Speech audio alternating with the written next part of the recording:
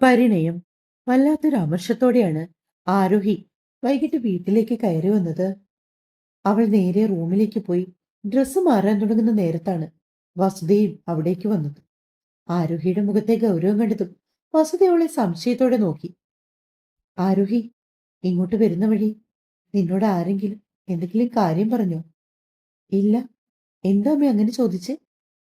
ഒന്നുമില്ല മോളെ, എന്നോട് അനുപമയാ പറഞ്ഞത്. അർജുന്റെ വിവാഹം ഏതോ പെണ്ണുമായി ഉറപ്പിച്ചത്രേ. ഗായത്രി ഇവിടെ നേരിട്ട് ആരോടും ഒന്നും പറഞ്ഞിട്ടില്ല. പക്ഷെ ഗായത്രിയും നിർമ്മലയും കൂടി സംസാരിക്കുന്നത് അനുപമ കേട്ടെന്ന്. അങ്ങനെ അവളാണ് എന്നോട് ഈ കാര്യത്തെപ്പറ്റി പറഞ്ഞത്. അത് പറയുന്നതോടൊപ്പം തന്നെ ആരോഹിയുടെ മുഖത്തേക്ക് ഉറ്റുനോക്കുന്നുണ്ട് വസുധ. പക്ഷെ അവർ അവിടെ പ്രതീക്ഷിച്ചതുപോലെ വലിയ ഭാവമാറ്റങ്ങളൊന്നുമില്ല. വളരെ കൂളായി നിൽക്കുകയാണ് ആരോഹി. സത്യം പറ ആരോഹി, നീ ഇതിനു മുമ്പ് ആരെങ്കിലും പറഞ്ഞു കേട്ട് അറിഞ്ഞിരുന്നോ? എന്റെ അമ്മേ, വൃത്തിയും ബോധവുമുള്ള ആർക്കാണെങ്കിലും മനസ്സിലാകുന്നതേ ഉള്ളൂ. അവരമ്മയുടെയും മോന്റെയും കുറച്ച് നാളായിട്ടുള്ള നാടകം കണ്ടപ്പോഴേ എനിക്കറിയായിരുന്നു ഇങ്ങനെ എന്തെങ്കിലും ഇതിന്റെ പിന്നിലുണ്ടാകുമെന്ന്. എന്തായാലും വേണ്ടില്ല, നമ്മുടെ തലയിൽ നിന്ന് ഒഴിവായി കിട്ടിയല്ലോ. ഇത്രയും വൃത്തികെട്ട ഒരുത്തനെ ഞാൻ എന്റെ ജീവിതത്തിൽ കണ്ടിട്ടില്ല. ഇന്ന് ഞാൻ കണ്ടിരുന്നവനെ മാളിൽ വെച്ച് ഏതോ ഒരു പെണ്ണിനൊപ്പം, അതും നമ്മൾ ആരും കാണാൻ പാടില്ലാത്ത ഒരു സാഹചര്യത്തിൽ. ആ, എന്തെങ്കിലും ചെയ്യട്ടെ, അവരുടെ ജീവിതമല്ലേ. നമ്മൾ ഇനി കൂടുതലൊന്നും ഇടപെടാൻ നിൽക്കണ്ട, കേട്ടല്ലോ. എന്നാലും മോളെ, അവൻ ഇങ്ങനത്തെ ഒരുവനാണെന്ന് എനിക്കിപ്പോഴും വിശ്വസിക്കാൻ പറ്റുന്നില്ല. നമ്മുടെ കൺമുമ്പിൽ കളിച്ചു വളർന്ന ചെക്കനല്ലേ. ഞാനിങ്ങനെ ഒന്നും പ്രതീക്ഷിച്ചില്ല. വസുധ ഒരു നെടുവീർപ്പോടെ പറഞ്ഞു. അത് കേട്ടെങ്കിലും ആരോഹി പ്രത്യേകിച്ച് മറുപടിയൊന്നും പറയാൻ പോയില്ല. ഞാൻ കുളിച്ചിട്ട് വരാം, വസുധയെ നോക്കി പറഞ്ഞുകൊണ്ട് ആരോഹി ബാത്റൂമിലേക്ക് പോയി. തല നനയ്ക്കണ്ട കേട്ടോ, ഇന്നലെ ചെറിയൊരു ജലദോഷത്തിന്റെ ആരംഭം ഉണ്ടായിരുന്നതല്ലേ. അതിന് മൗനമായി മൂളിക്കൊണ്ടാണ് അവൾ ബാത്റൂമിലേക്ക് കയറിയത്. അവനെപ്പോലെ ഒരു ദുഷ്ടനു വേണ്ടി കണ്ണു നിറയ്ക്കരുതെന്ന് എപ്പോഴും ചിന്തിക്കും. പക്ഷെ എന്തോ പലപ്പോഴും അവൾക്കതിന് കഴിയാറില്ല. ആത്മാർത്ഥമായി പ്രണയിച്ച 5 വർഷങ്ങൾ മനസ്സിൽ തെളിഞ്ഞു വരുമ്പോ അറിയാതെ ആ മിഴികൾ നിറഞ്ഞു തൂവും. ആരോഗ്യ കണ്ണുകൾ ഇറുക്കി അടിച്ചുകൊണ്ട് കൺകോണി തെളിഞ്ഞു വന്ന മിഴിനീരിനെ താഴെ കൊഴുക്കി വിട്ടു. ദുഃഖം താങ്ങാൻ കഴിയാതായപ്പോ അവൾ ഷവർ ഓൺ ചെയ്തു. അതിന്റെ ചൂട്ടിലേക്ക് നിന്നുപോയി ആരോഗ്യ. ഒട്ടൊരു നേരത്തിന് ശേഷം ഞെട്ടിപ്പിടഞ്ഞുകൊണ്ട് അതിനു മുന്നിൽ നിന്ന് മാറുന്ന നേരത്താണ് അവൾ ഓർത്തത് അമ്മ തല നനയ്ക്കരുതെന്ന് പറഞ്ഞത്. പിന്നെ പെട്ടെന്ന് കുളിച്ചിറങ്ങി തലയിൽ തോർത്തും ചുറ്റി മുറിയിലേക്ക് ഇറങ്ങി വരുന്ന ആരോഗ്യയെ വസുത സൂക്ഷിച്ചു നോക്കി. നിന്നോട് ഞാൻ പറഞ്ഞതല്ലേ തല നനയ്ക്കരുതെന്ന്. പറഞ്ഞാൽ ഒട്ടും അനുസരിക്കാൻ വയ്യേ? അത് പിന്നെ ഞാൻ പെട്ടെന്ന് ഓർക്കാണ്ട്. ആരോഗ്യയെ വിക്കി. കൊള്ളാം, ഇപ്പൊ പറഞ്ഞ കാര്യമല്ലേ, ഇത്ര പെട്ടെന്ന് മറന്നുപോയോ?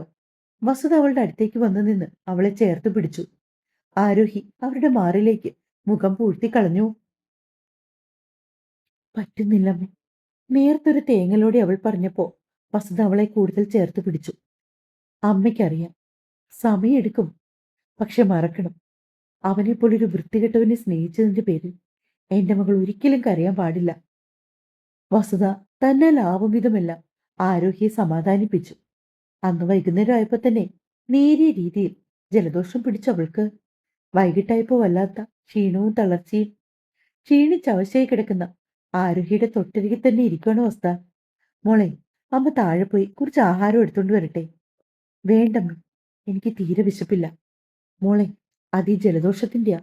നീ എന്തെങ്കിലും ആഹാരം കഴിക്ക്, എന്നിട്ടൊരു ഗുളികയും കൂടി കഴിച്ചിട്ട് കിടക്ക്. ഇപ്പൊ വേണ്ടമ്മേ, കുറച്ച് കഴിഞ്ഞിട്ട് മതി. ശരി, എങ്കിൽ നീ ഇവിടെ കിടക്ക്, ഞാൻ താഴേക്ക് ചെല്ലട്ടെ. അത്താഴത്തിനുള്ള സമയായില്ലേ, എല്ലാരും വന്നിട്ടുണ്ടാവും. അതും പറഞ്ഞുകൊണ്ട് വസുധ നേരെ താഴേക്ക് നടന്നു. ഓരോരുത്തരായി വന്ന് ഡൈനിങ് ഹാളിലിരുന്നു.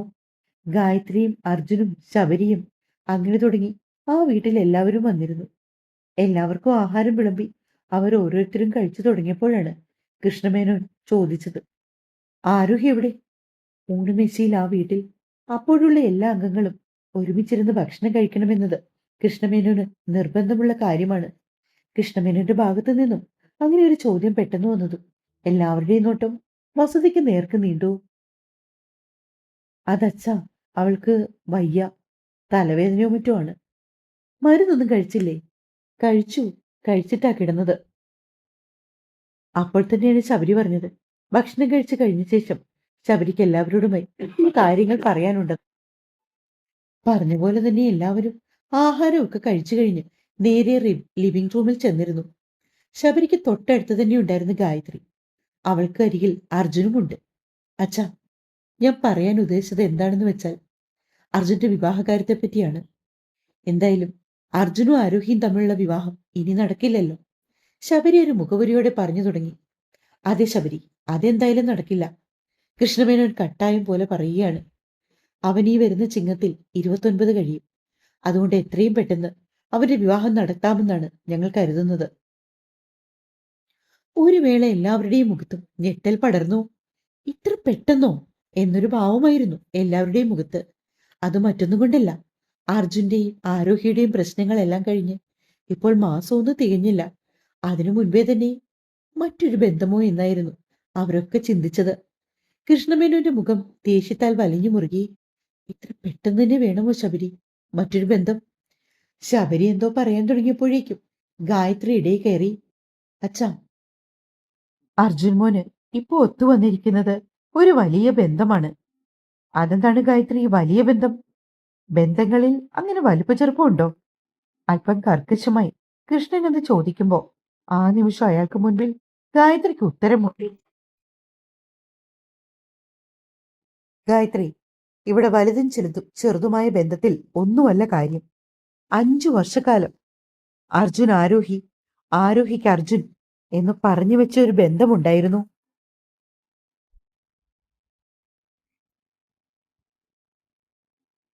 അതാണ് കുറച്ച് ദിവസങ്ങൾക്ക് മുമ്പ് തകർന്നില്ലാതായി പോയത്.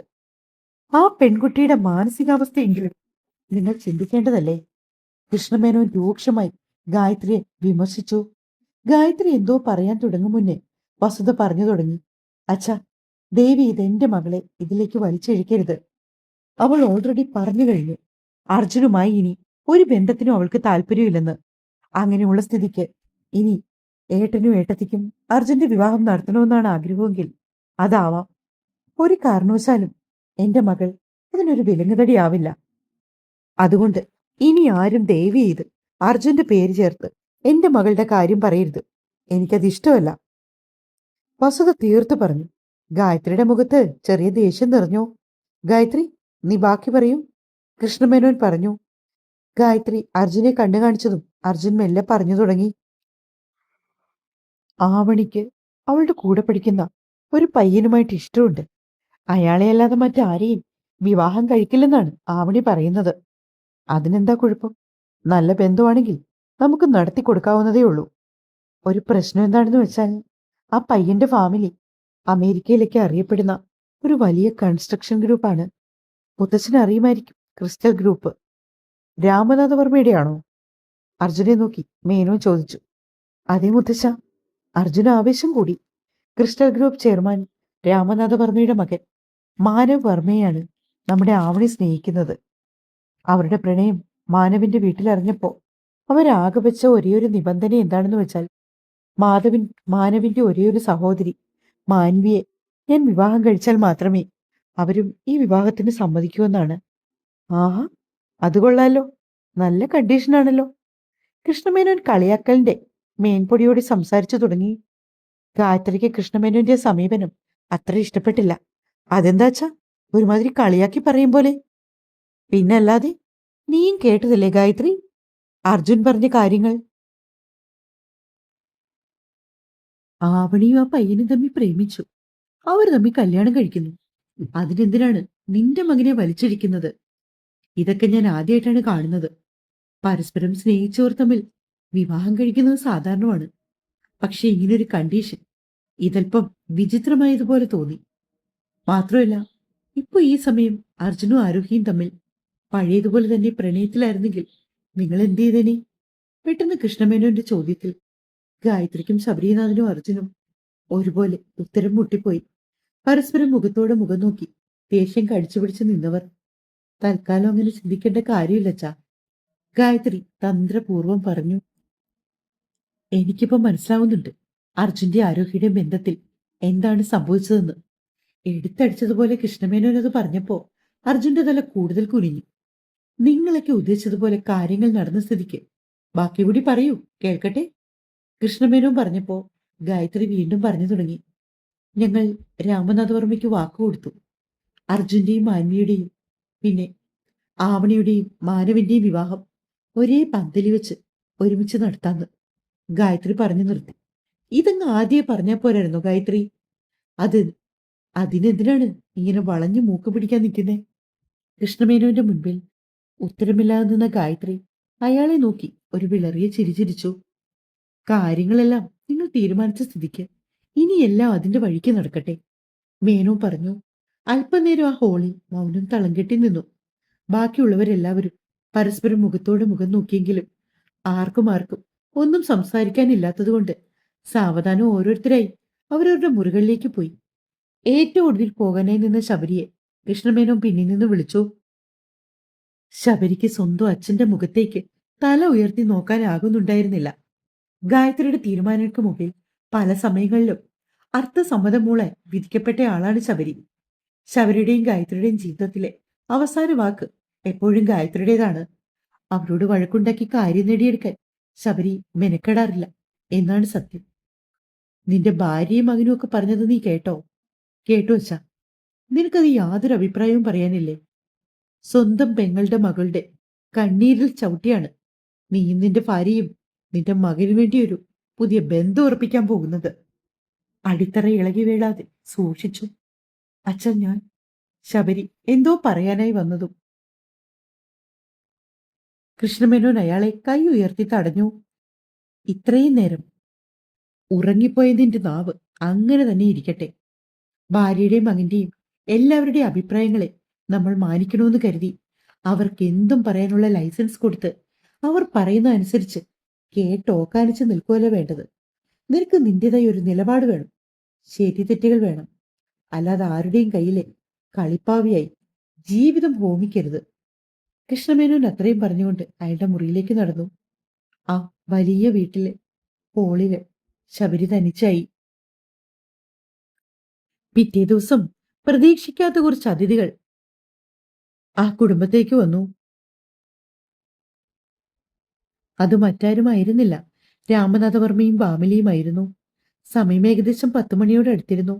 ആരോഹി നേരത്തെ തന്നെ ഉണർന്നെങ്കിലും താഴേക്ക് പോകാൻ മടിച്ച് റൂമിൽ തന്നെ ചടഞ്ഞുകൂടിയിരിക്കുകയായിരുന്നു. അപ്രതീക്ഷിതമായി കടന്നുവന്ന അതിഥികളെ കണ്ടതും ഗായത്രിയും അല്പം പകച്ചുപോയി. വാക്കാൽ ചെറിയ രീതിയിൽ വിവാഹം ഉറപ്പിച്ചെങ്കിലും ഇത്ര പെട്ടെന്ന് ആരും ഇവിടേക്ക് വരുമെന്നൊന്നും അവർ കരുതിയിരുന്നില്ല.